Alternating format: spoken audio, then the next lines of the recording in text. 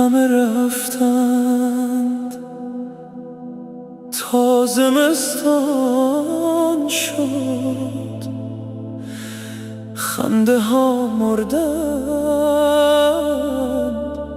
گریه ارزان شد.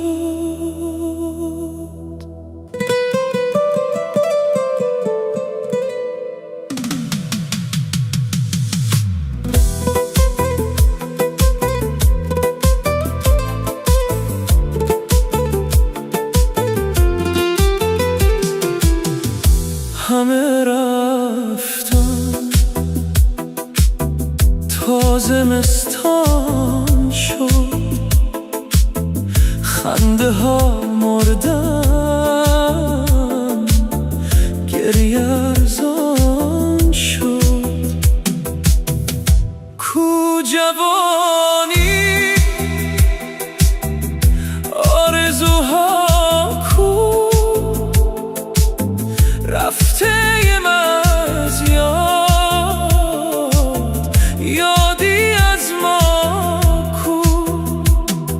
هر طرف دیدم رد خاموشی، خاطرات ما مانده در فرسودگی. این خیابونا بوی غم دارن، آدمای این شهر دیگه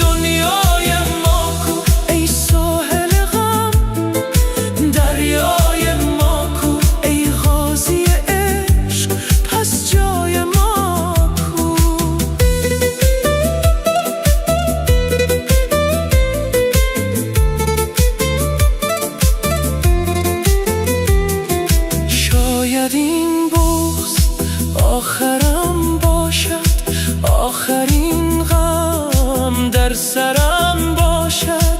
عاشقان های آرام و خاموش، بین درد و غم جاودانه مانده. هر آشنایی غریب و سرده، هر نگاهی مثل زخم درده. با